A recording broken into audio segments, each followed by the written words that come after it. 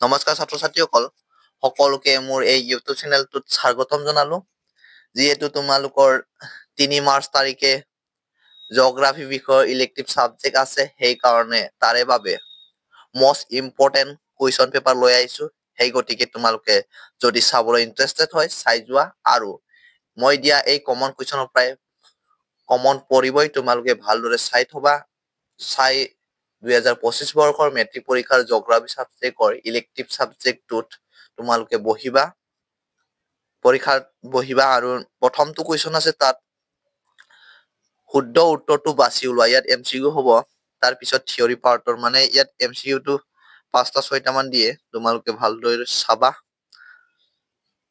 প্ৰথম কুৱেশ্যন আছে এ তলত দিয়াবোৰৰ কোনটো ক্ষয়জনিত অবয়ব ইয়াৰে অপশনটো আছে কুৱেশ্যন অপশন নম্বৰ 1 ত আছে বাৰখান অপশন নম্বৰ 2 টোত আছে উলুমা উপত্যকা আৰু অপশন নম্বৰ 3 ত আছে গ্ৰাফ অপশন নম্বৰ 4 ত আছে ড্ৰামলিন ইয়াৰে শুদ্ধ উত্তৰটো হৈছে অপশন নম্বৰ 2 উলুমা উপত্যকা নেক্সট বি তলত দিয়াবোৰৰ কোনটো সেউজগৃহ গেছ নহয় ইয়াৰে অপশন নম্বৰ 8 আছে 1 ত আছে মিথেন 2 ত আছে কাৰ্বন ডাই অক্সাইড অপশন নম্বৰ 3 ত আছে নাইট্ৰাছ অক্সাইড অপশন নম্বৰ 4 ত আছে সালফাৰ ডাই অক্সাইড ইয়াৰে শুদ্ধ উত্তৰটো হৈছে অপশন নম্বৰ 4 সালফাৰ ডাই অক্সাইড মিথেন কাৰ্বন ডাই অক্সাইড নাইট্ৰাছ অক্সাইড এইবোৰ সেউজগৃহ গেছ হয় আৰু নহয়টো হল সালফাৰ ডাই অক্সাইড নেক্সট সি কংগু নদীৰ অৱবাহিকা কত অৱস্থিত ইয়াৰে অপশন নম্বৰ 1 ত আছে আফ্ৰিকা অপশন নম্বৰ 2 ত আছে দক্ষিণ আমেৰিকা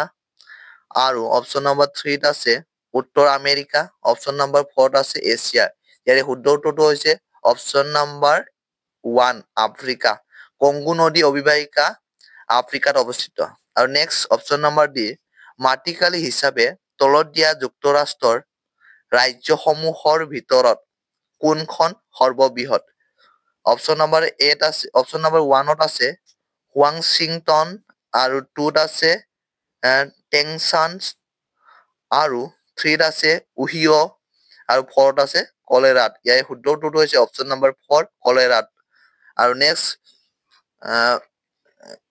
ইত আছে জাপানৰ সৰ্ববৃহৎ দ্বীপ কোনটো জাপানৰ সৰ্ববৃহৎ দ্বীপ কোনটো ইয়াৰে অপশন নম্বৰ 1 ত আছে হনচু অপশন নম্বৰ 2 ত আছে হকাইডো অপশন নম্বৰ 3 ত আছে চিক্কু অপশন নম্বৰ 4 ত আছে কিউছ ইয়াৰে শুদ্ধ উত্তৰটো হৈছে অপশন নম্বৰ 1 হনচু জাপানৰ সৰ্ববৃহৎ দ্বীপটো হল হনচু আৰু নেক্সট শেষৰটো এমসিকিউ হৈছে তলত দিয়া অংশবোৰৰ কোনটোক কংকন উপকূল বুলি কোৱা হয় ইয়াৰে অপশন নম্বৰ 1 ত আছে বেংগালুৰ আৰু কুমাৰিকাৰ মাজত আৰু অপশন নম্বৰ 2 ত আছে গোদাবৰী আৰু কাবেৰী নদীৰ মোহনাৰ মাজত অপশন নম্বৰ 3 ত আছে বিশাখাপট্টনম আৰু চেন্নাইৰ মাজত 4 নম্বৰটোত আছে 4 নম্বৰ আছে মুম্বাই আৰু মাংগালোৰ মাজত ইয়াৰে শুদ্ধ উত্তৰ হৈছে অপশন নম্বৰ 4 মুম্বাই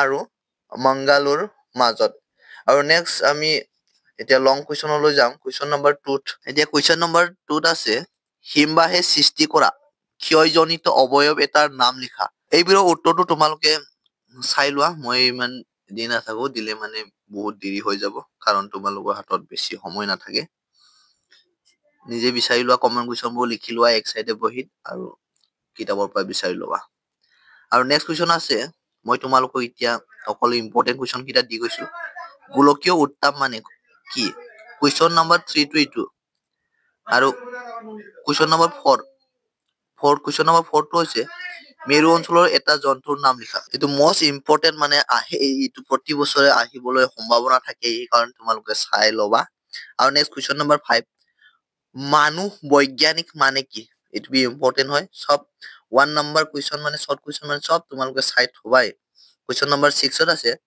টাইগা কি আৰু নেক্সট কুৱেশ্যন নম্বৰ 7 পৃথিৱীৰ শীতলতম ঠাইখনৰ নাম কি এইটো মোস্ট ইম্পৰ্টেন্ট হয় তোমালোকে ভালকে চাই থবা আৰু নেক্সট কুৱেশ্যন নম্বৰ 8 ইয়াতে কুৱেশ্যন নম্বৰ 8 ত আছে ইষ্টৰ আইল্যান্ড কত অৱস্থিত মোস্ট ইম্পৰ্টেন্ট কুৱেশ্যন হয় এইটো আহিবই 2025 বৰ্ষৰ মেট্ৰিক পৰীক্ষাৰ্থীৰ বাবে মোস্ট ইম্পৰ্টেন্ট কমন কুৱেশ্যন হয় এইটো আৰু নেক্সট কুৱেশ্যন নম্বৰ 9 ত আছে স্থলাকৃতি বুলিলে কি বুজা?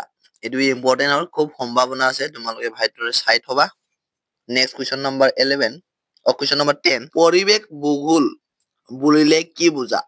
most important common question 2025 বৰ্ষৰ মেট্ৰিক পৰীক্ষাৰ্থীৰ বাবে। সেইকাৰণে তোমালোকে এইটো কুৱেশ্যন নপঢ়াকৈ 2025 বৰ্ষৰ মেট্ৰিক পৰীক্ষাৰ জিঅ'গ্ৰাফিৰ ইলেক্টিভ ছাবজেক্টত পৰীক্ষা দিবলৈ নাযাবা, চাইহে ভালকে যাব মানে। নেক্সট কুৱেশ্যন নম্বৰ 11ত আছে সেউজগৃহ প্ৰভাৱ কি? ইম্পৰ্টেণ্ট হয়, তোমালোকে চব কুৱেশ্যনটোৱে ভালকে চাই যাবা, কমন পৰিব ইয়াৰ পৰা। কুৱেশ্যন নম্বৰ 12ত আছে অষ্ট্ৰেলিয়াৰ দুখন নদীৰ নাম লিখা, তোমালোকে চাই ল'বা ভালকে। কুৱেশ্যন নম্বৰ 13 আছে নিৰক্ষীয় অঞ্চল দুটা বৈশিষ্ট্য উল্লেখ কৰা। কুৱেশ্যন নম্বৰ 14ত আছে ইউৰোপৰ দুখন প্ৰধান নগৰৰ নাম লিখা।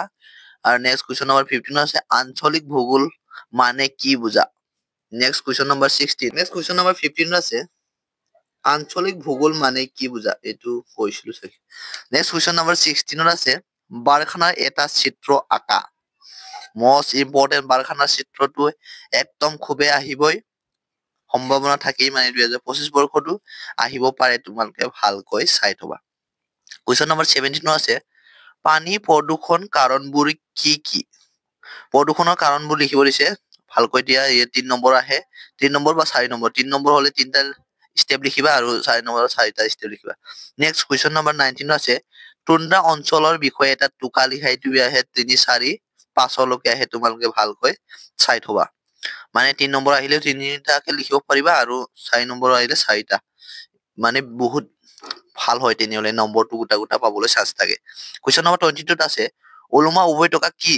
চমুকৈ বৰ্ণনা কৰা। most important হয়, তোমালোকে ভালদৰে চাই থবা। নেক্সট কুৱেশ্যন নম্বৰ 21ত আছে তোমালোকৰ এছিয়াৰ 3খন মৰুভূমিৰ নাম লিখা, তোমালোকে চাই থবা। 3 নম্বৰীয়া এইটো এছিয়াৰ 3খন, মানে 3টা লিখিব লাগে যে 3 নম্বৰ আছে।